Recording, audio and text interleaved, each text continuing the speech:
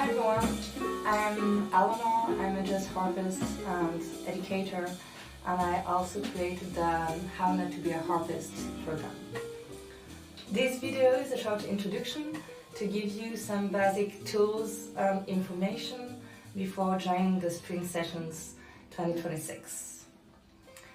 Either if you're coming from a classical background and you're totally new to jazz, or if you want to develop or strengthen your improvisation skills, this is exactly for you. So the point of this short video is not for you to understand everything right away, but for you to feel a bit more familiar with how we'll be working and what we'll be doing during the sessions. This year the workshop comes with a different format. So instead of having 5 intensive days, we are now meeting 2 hours a week on Sundays. There are 10 different sessions and each one of them is independent. So you can join just the ones that interest you the most. Some topics are organized in 2 parts, but if you're already familiar with the subject, you're welcome to join only the second part. You don't need to take both. We'll focus on very practical work, so we'll be playing with backing tracks, we'll be working on developing your ear and your improvisation process, your improvisation techniques. We'll also explore different styles and concepts, like the blues or building a solo or arranging a song. We'll have workout sessions with jazz exercises. So it's really about learning by doing and not just understanding concepts. So let me quickly show you the kind of tool we'll be using. This is iReal Pro, a play-along app that gives you a rhythm section to practice with. Here, for example, you can see a simple chord chart. Each letter and symbol represents a chord, and the grid gives you a structure to follow. If I press play, you get a backing track like this.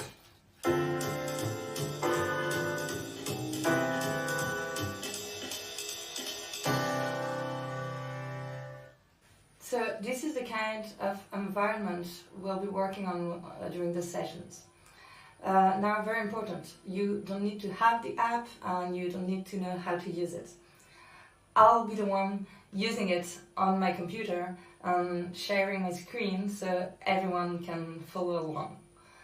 The main idea is just to understand that we'll be using simple structures like this to start improvising. So all these symbols are chord symbols. A chord is simply a group of notes played together. If you play several notes one after the other, that's a melody.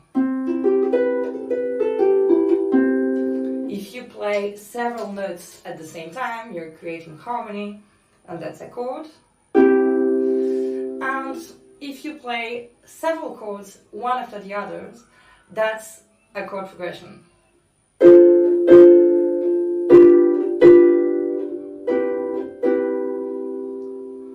Of course, you're already playing melodies and chords and chord progressions on the harp all the time. The only difference now is that we're going to start naming them consistently, because intellectualizing this information will help guide your improvisation. So in Western music, most chords are built by stacking thirds. For example, if we start on C, we can add E and then G. That gives us a C major chord, right? If we lower the middle note, the E becomes E flat. So from C major, now we get a C minor chord.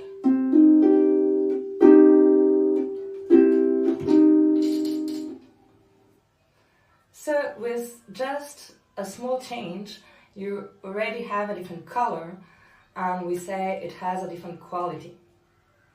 Now, in jazz, we usually add a seventh to a chord to give them more color and direction. There are 5 main types of seventh chords you'll see. The major 7th chord gives a bright sound, even if it has some tension, but the sound is pretty bright. Then you have the dominant 7th, a strong, tense sound that wants to resolve. Oh, sorry. So now we're expecting something. We're expecting this, right? Yeah. So then we have the minor 7th chord, which is softer, more mellow than a minor triad. So you have your triad here, and then the minor 7th. Yeah. After the minor 7th, you have the half diminished.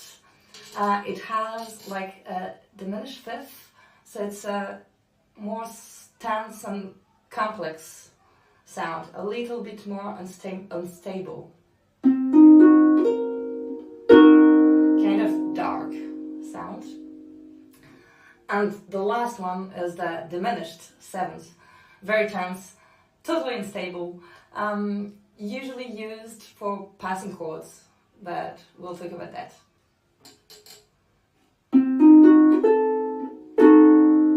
Very Debussy-like. So these are the basic building blocks we'll use to create harmony and start improvising in jazz.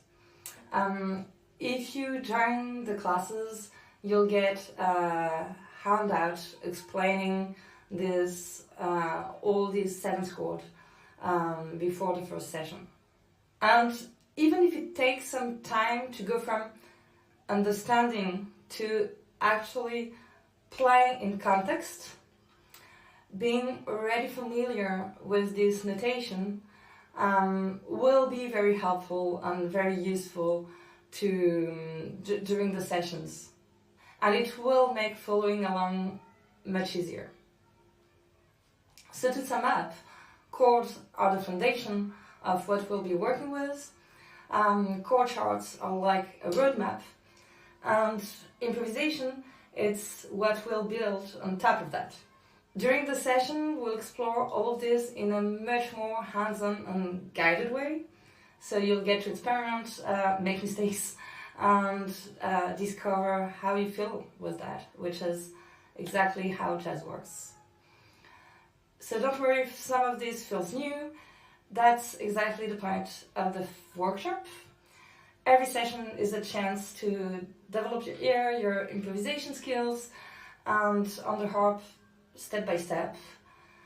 And remember that each session is independent, so you can join only the one that interests you, or come to the second part of a topic if you feel ready, etc. If you haven't signed up yet, you can still join any of the sessions. I'd love to have you, and I hope to see you online.